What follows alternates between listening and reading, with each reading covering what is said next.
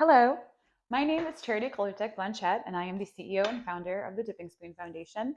And maybe you watched my video from yesterday where I was practicing my on camera skills, cadence, voice, delivery, all those things. This week, I have a podcast interview with Heritage Radio Network with Professor Zella Palmer from Dillard University that I am preparing for. And then it just got me thinking about more of what the role is of a CEO of an organization, let alone a nonprofit organization, um, creating culinary opportunity for Indigenous youth through all the avenues that food touches: science, technology, engineering, arts, math, for dessert, public policy sprinkled with equity. And so I know my why. I believe in cultural and gender representation. I want Indigenous voices, people who look like me, to be in all of those avenues that food touches, because I want representation and I especially want equity for our communities. There's so many different issues that Alaska Native communities, American Indian communities, Indian country today face in the nation, but I believe we have to really hone in and focus on our youth because they are the fastest growing group in the nation and they depend on us. So I'm in my kitchen about to make lamb meatballs because I'm hungry and I want to make a lamb meatball sandwich. So that's what I'm about to do. I'm about to get my hand, dry hand, wet hand, and do the whole thing. And essentially just talk about the power of utilizing your voice. I found a dipping spoon in 2019 from actually the balcony of my former home in the Lower Garden District. And I remember being so proud. Our original mission was to send an Indigenous student to the New Orleans Culinary and Hospitality Institute on a full-ride scholarship. And we would provide, housing and airfare, little stipend, like all the things, mental health and whatnot. And as valiant as, that is, it didn't get to the root of the problem because immediately as, I'm putting this nonprofit together and I'm planning fundraisers and stuff, the world shuts down, COVID hit, and all of a sudden my nonprofit organization feels null and void. What do I do?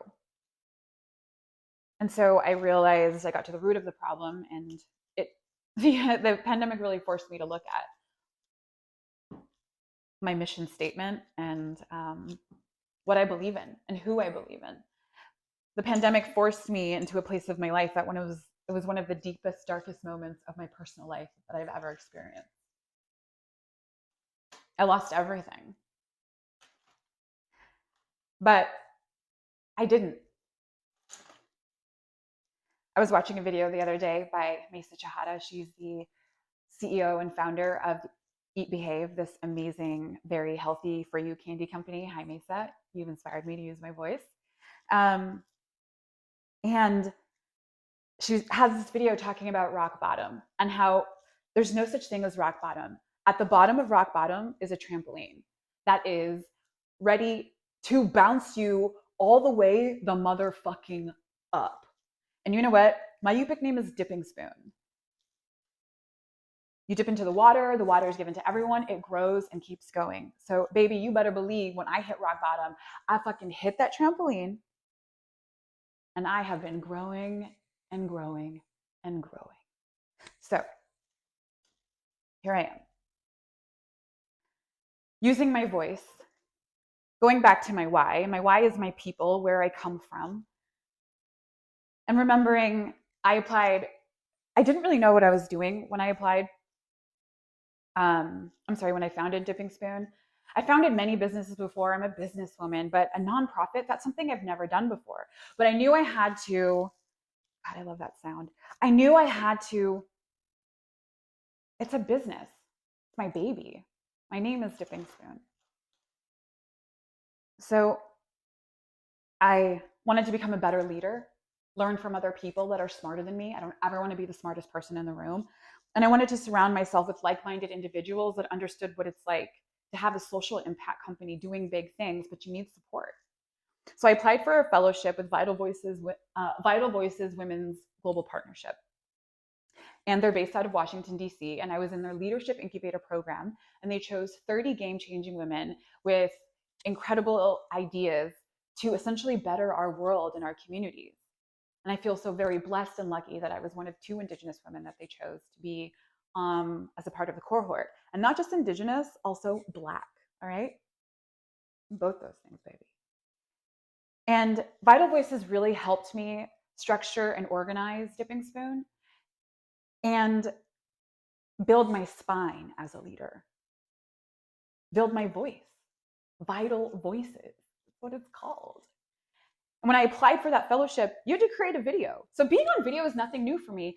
And I'm not afraid of camera, but why am I so afraid to use my voice? We're about to make meatballs. And so I finally was like, okay, you know what?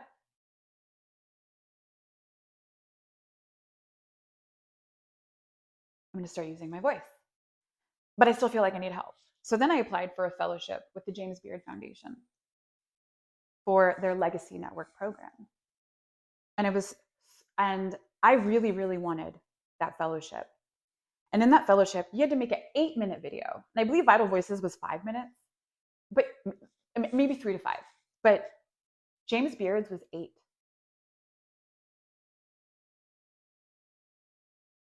And I remember making that video and talking about my why, talking about my Indigenous Yup'ik mother, and why our culture and our food pathways matter so much. The Legacy Network teamed us up with mentors in the food industry. The James Beard Network is basically like the Oscars of food, creating opportunity for chefs, especially upcoming chefs of color, doing good things. Anyways, being in the Legacy Network really, really, I would say, assisted me far more so in my journey as a CEO, because I still wasn't using my voice. I never shared on social media that I went to JBF and here's what we did. I never wrote about our students that went to culinary arts camp and the week-long life lessons that we learned. Ooh, I never did those things. Why was I afraid to use my voice?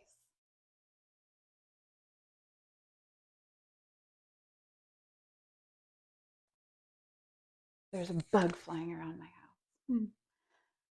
So the James Beard Fellowship reminded me that I'm a goddamn CEO. My worth, my power, my support.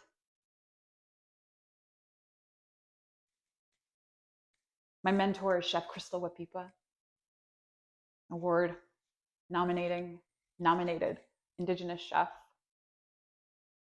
and Black from the Bay Area, Wapipa's Kitchen. My mentor, baby. And seeing her shine and thrive in this industry, I see someone who looks like me, and she's forging her path in her own way. She's like my auntie, and I'm like her little sister. She's my Ali. In our Yup'ik culture, Ali means sister. She's my Ali. And I get to be an Ali for the next generation, which is so exciting. So the James Beard Foundation and Vital Voices helped give me my voice. And then I was chosen by the US State Department to be a US speaker in their US speaker program. This is an invite-only type thing. They reach out to you. I remember seeing that phone call show up on my cell phone, US State Department, and I did not answer it. They called back, I didn't answer it. And then I received an email. I answered that. What an honor to be selected as a US speaker, being recognized for my work, to be a panelist with 2 other incredible Indigenous experts trailblazing their own career. Wild. I prepared for that. I fretted over it day and night.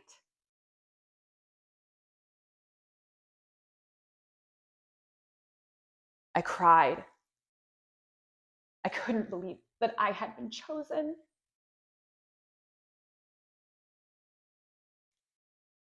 That I get to share my culture with the world. My why, our youth, and why a program like Dipping Spoon can not only thrive just in the state of Alaska, because Indigenous people are everywhere, but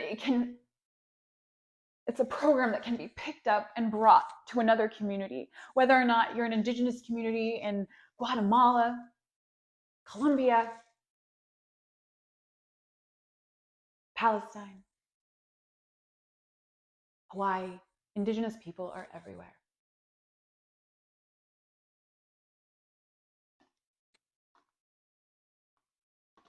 So to be chosen with the US State Department as a US speaker and still not, it's my third program that has chosen me because of the work that I've done, but yet I was so afraid to use my voice and share my work.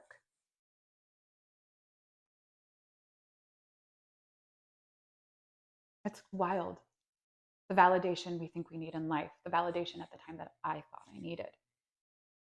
I wasn't proud of myself. I felt like it wasn't success. I hadn't raised the money for Dipping Spoon. To me, success was raising $2 million for Dipping Spoon because that's what we need to raise. And that number used to intimidate me. Oh my God, it used to intimidate me so much. Like, scare me. And I think that's one reason why I was afraid to ask for help, afraid to ask for support. How do I ask people for money? How do I ask people to donate? But then I have to remember, I was like, girl, when you were 24, remember when you met with your former business partner and you pitched an idea to her? A luxury athletic wear boutique in Anchorage, Alaska. Nothing like that has ever been there before. The Nordstrom activewear department was not that great at the time. You wanted something different. My mom raised a bougie girl.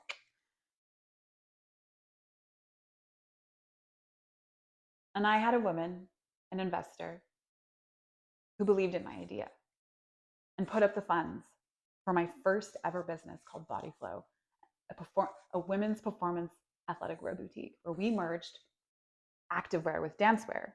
Stretchy pants and leotards are both made out of the same fabric. So why not combine the two together? While the moms are shopping for their Splits 59, their Lucy, all those brands that we carried.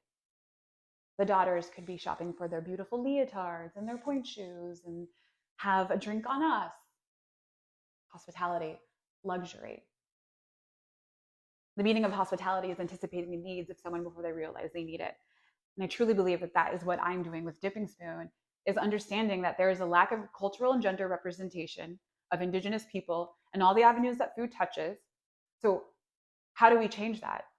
It starts with our youth, and we have to start them young. We have to get them involved in all the avenues that food touches, kind of like student government. When I was a huge student government nerd from elementary school, middle school, high school.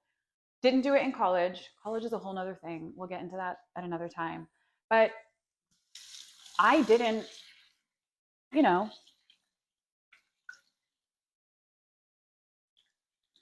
I love the sound of water. Anyways, I believe that Dipping Spoon is anticipating the needs of Indigenous communities. And for change to happen and to continue to happen, I, Qalutaq, Dipping Spoon, have to use my voice and share our mission, what we're doing, our future programming with the globe, my community. To not be afraid to be seen.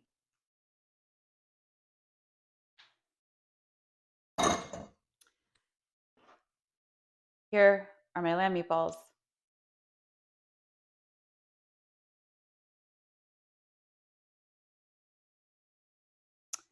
I'm about to put them in the oven for, I think, like 8 minutes, 10 minutes.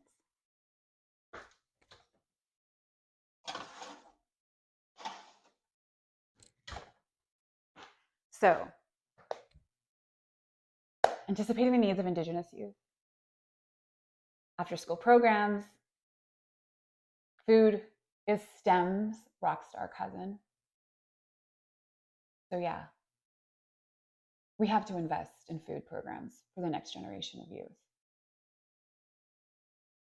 I'm not just stopping with after school programs. No way. I want to create, my goal is to create an accredited indigenized culinary arts curriculum for the state of Alaska, starting with the Bering Sea School District and the Lower Cosumcoon School District. It is absolutely vital that our food sovereignty and subsistence pathways are documented, and documented in textbooks, an indigenized textbook. Textbook that has people on the front page and the back page with names that are indigenous,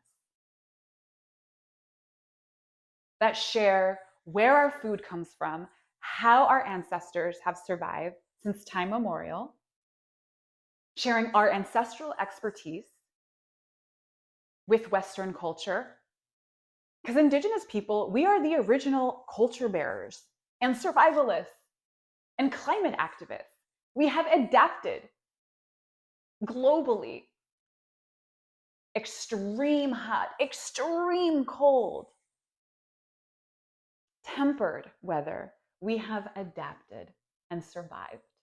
Yet our ancestral expertise is not documented or heavily, heavily, heavily unrepresented in all the avenues which food touches: science, technology, engineering, arts, math, public policy, and equity.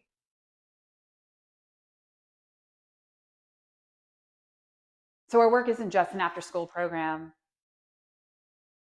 It's not just a fluoride scholarship for a student to attend culinary school.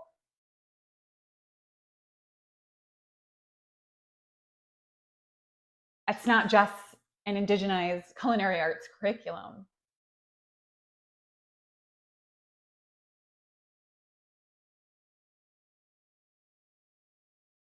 What you're dipping into is your own ancestral expertise of giving and love. Because that's what humankind has always been about, truly. So by me using my voice, my platform, reminding myself, because I have to, that I'm a CEO and founder of Dipping Spoon, and our mission is ABC, 1, 2, 3, 4, 5, 6, exclamation points. I have to use my voice. And I have to share what's happening in the world. $2 million, that money don't. That number, I have it on my wall. I look at it every day. It doesn't scare me anymore. Because I know I'm going to raise it. Because in my heart, I already have. Because success isn't just a monetary number. I've gone to Alaska. I've worked with my students. Another school district, Bering Strait School District, wants to partner, chooses to partner with Dipping Spoon. You know how many lives we get to touch in both of these communities, both of these school districts? It's a trickle effect. People are dipping in. They're dipping into their culture, and they're believing in why the next generation of youth matter, and why the future of food is Indigenous, and why the future of food are Indigenous youth. So you will see me here on YouTube, TikTok, Instagram, utilizing my voice, because everything has told me to, right? Vital Voices, James Beard Foundation, U.S. State Department. I was meant to use this voice.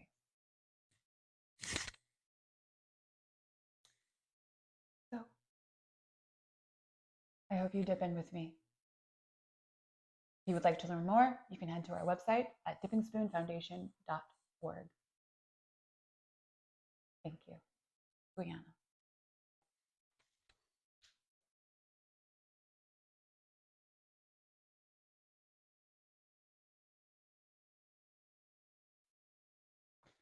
All right, so I'm using the Udi gluten-free bread.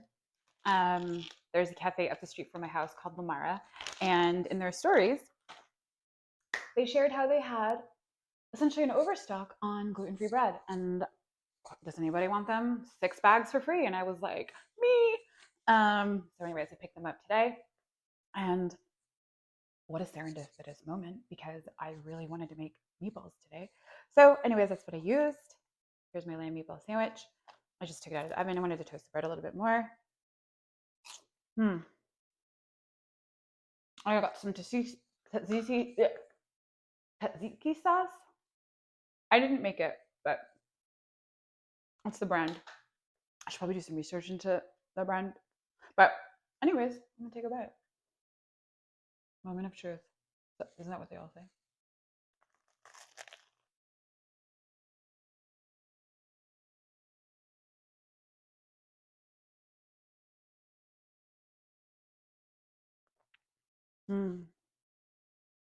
Really creamy. Well, the sauce and the meatball is so juicy and yummy. I did put butter on the inside of that bread because I do be liking bread and butter.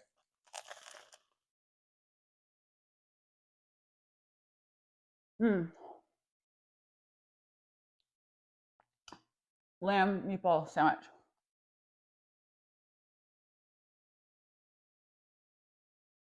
A shawarma spice mix is from Crescent City Market here in New Orleans. The olive oil is Minor Joe from Nina's company. Ms. Nina, I follow her on Instagram. She's Lebanese, incredible woman. This is from her family's. Her grandmother. Nejo's heritage is rooted in our traditions. There in the holy valley of Khadijah, the olives are first cold pressed into a rich oil that's uncut and unfiltered. The result is the most beautiful, golden, nutrient-dense olive oil for hair, skin, and kitchen. You know what? I don't got that much left because I've been using it sparingly, especially near the end of life. But that's okay, because look what I have in its place.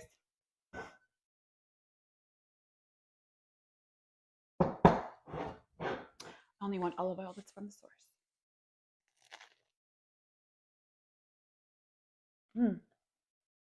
Anyway, I hope you enjoyed that. Au revoir. Brianna.